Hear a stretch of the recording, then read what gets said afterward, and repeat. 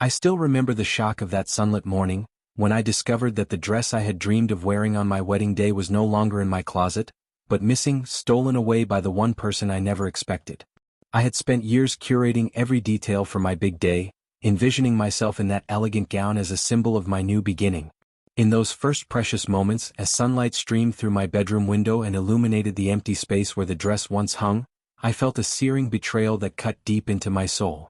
I had trusted my own sister, and now karma was about to rewrite our family's story in ways I could never have imagined.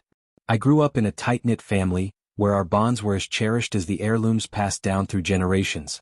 My wedding had always been planned as a joyous culmination of years of love and support, an event where every detail from the venue to the dress was a testament to the promise of a bright future.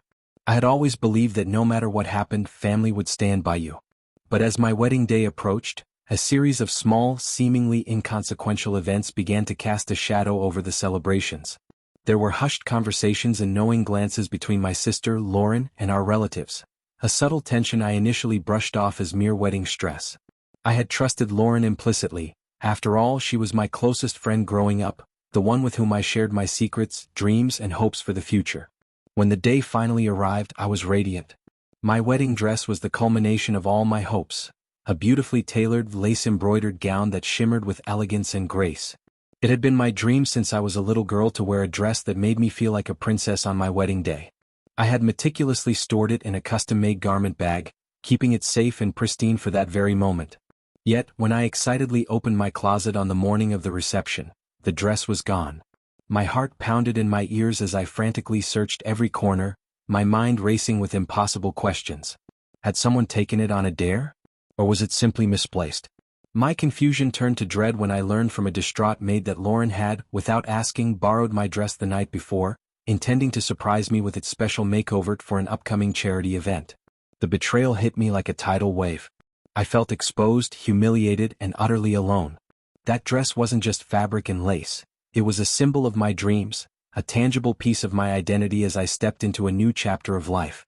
I confronted Lauren in the quiet of my dressing room, my voice trembling with a mixture of anger and hurt. "How could you do this to me?" I demanded, my eyes searching hers for any sign of remorse. For a moment, she looked at me with wide, panicked eyes, as if she hadn't fully grasped the gravity of her actions. "I thought it would be fun," she stammered. "I didn't mean to hurt you." But those words rang hollow in the charged silence between us. The fallout from that moment was swift and unforgiving. My wedding day, which should have been one of the happiest days of my life, turned into a battleground of emotions. I spent the morning in a haze of disbelief, unable to reconcile the image of the sister I had loved with the person who had violated my trust so profoundly.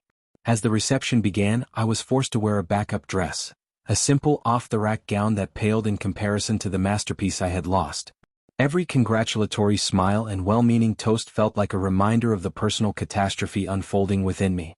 I felt as if my world had been upended, that all the careful planning and hope had been reduced to ashes by one act of thoughtlessness. Later that evening, as I sat alone on the balcony of the reception venue, I stared out at the twinkling city lights and tried to make sense of the whirlwind of emotions. The cool night air did little to calm the storm raging inside me. I replayed every memory, every shared secret with Lauren, every moment of sisterly closeness, and I wondered how I had been so blind to her capacity for betrayal. I felt a profound sense of loss, not just of my cherished dress, but of the trust that had been the cornerstone of our bond. In that solitary moment, as tears mingled with the gentle hum of distant voices, I vowed that I would not let this act define me. I would transform this personal tragedy into a turning point, a catalyst for reclaiming my self-worth and reshaping my destiny. In the days that followed, I struggled with a tumult of emotions. The sting of betrayal was acute, and I found it difficult to face the family and friends who had once celebrated me without reservation. I turned to my journal, pouring out every raw thought, every heartbreaking detail of that day. My writing became a refuge, a way to process the hurt and to slowly rebuild the shattered pieces of my identity. I realized that while the loss of my wedding dress was a painful symbol of my sister's betrayal, it was also a reminder that I possessed an inner strength far greater than I had ever known. I began to see that my true worth was not tied to an expensive gown or to the approval of those who could so easily dismiss me, but to the resilience and determination that had carried me through life's most challenging moments. Determined to reclaim my narrative, I decided to host an event of my own, a celebration of strength, resilience, and self-empowerment. I organized an Reclaim Your Worth gala, inviting a diverse group of women who had experienced similar betrayals or setbacks. The event was held at a chic, modern venue that I had rented with money I had saved from my burgeoning freelance business. I poured every ounce of my passion into planning the gala, ensuring that it would be a night of transformation, a night where every guest would be reminded that their worth was not determined by the actions of others, but by their own inner light. The preparations for the gala were a cathartic process. I spent weeks designing elegant invitations, choosing a theme of bold, empowering colors, and coordinating with local artists and speakers who had inspiring stories to share. I crafted a program that included motivational talks, live music, and a silent auction featuring handmade goods and donations from local businesses. Every detail was a declaration that I was reclaiming my power and refusing to be defined by the betrayal of the past. On the night of the gala, as I looked out over a crowd of empowered, radiant women, I felt a deep sense of accomplishment. The venue was transformed into a vibrant celebration of resilience, and the air buzzed with a collective energy that was both healing and inspiring. As I took the stage to speak, I recounted my journey, from the heartbreak of losing my wedding dress at the hands of the sister I once trusted, to the long, painful process of rebuilding my identity and reclaiming my self-worth. "We are more than the betrayals we suffer," I told the audience, my voice steady with conviction. "Our worth is not defined by the mistakes of others, but by the strength we find in rising above them. Tonight, let us celebrate not just survival but the triumph of our spirit." The applause that followed was thunderous, a moment of shared validation that washed over me like a healing wave. In the weeks and months after the gala, my story began to take on a life of its own. I received letters and messages from women who had been inspired by my journey, thanking me for the courage to stand up for my worth and to transform pain into a platform for empowerment. I found that my experience resonated deeply with those who had also felt diminished by the actions of others, and each message was a reminder that my struggles were not in vain. I continued to write on my blog, sharing new insights, reflections, and lessons learned from the journey of self-discovery. My writing evolved into a source of strength for me, a daily affirmation that my worth was intrinsic, unassailable, and defined by the fire within. At the same time, my relationship with my sister grew increasingly strained. Lauren, once the person I thought I knew so well, became distant and evasive whenever the topic of that day was mentioned. Family gatherings turned awkward, filled with a tense silence that spoke of unhealed wounds and unspoken regrets. I tried to reach out to her to understand her perspective, but she would always deflect, leaving me with a lingering sense of sadness and a profound realization that some betrayals cut too deep to be easily mended. Despite the personal turmoil, my professional life continued to flourish. My business, Green Haven, which I had built in secret during those early desperate years of self-doubt, now thrived as a symbol of my resilience and innovation. I expanded my product lines, secured new investors, and even won several awards for sustainable design and ethical entrepreneurship. Each new milestone in my business was a victory over the past, a confirmation that my worth was determined not by the opinions of those who had once tried to belittle me, but by my own unwavering determination and creative genius. My journey of transformation also led me to explore new avenues of self-expression. I began to paint again, abstract canvases that captured the raw, turbulent emotions of my past, from betrayal to triumph. My art exhibitions, held in small galleries and community centers, attracted attention from local media and art enthusiasts alike.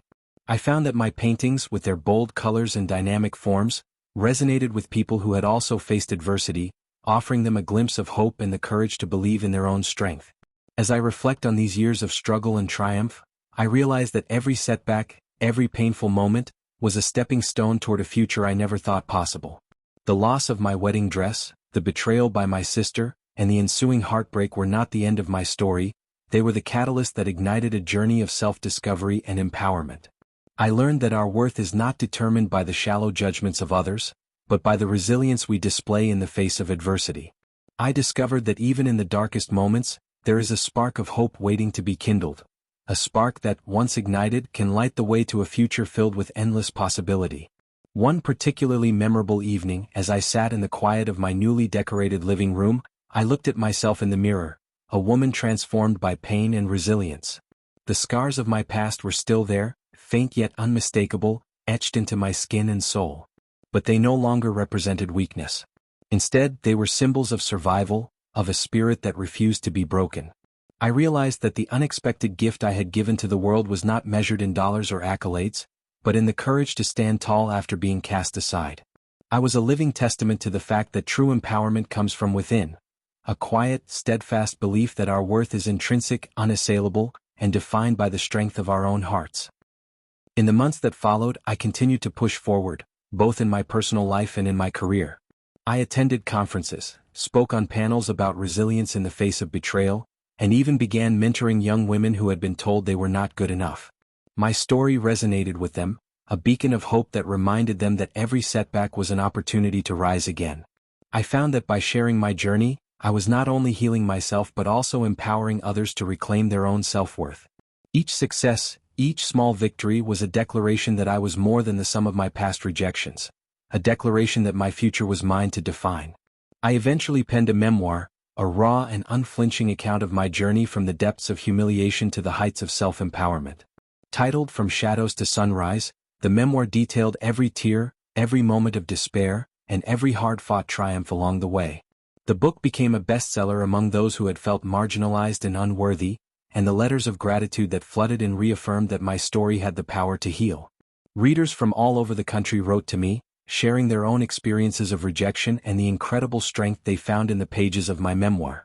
Their words were a reminder that the journey to reclaim one's self-worth is universal, a shared testament to the resilience of the human spirit. At home, the dynamics of my family continued to shift in unexpected ways. While my relationship with my sister remained strained, a constant reminder of a betrayal that ran deep, I began to rebuild a connection with my parents.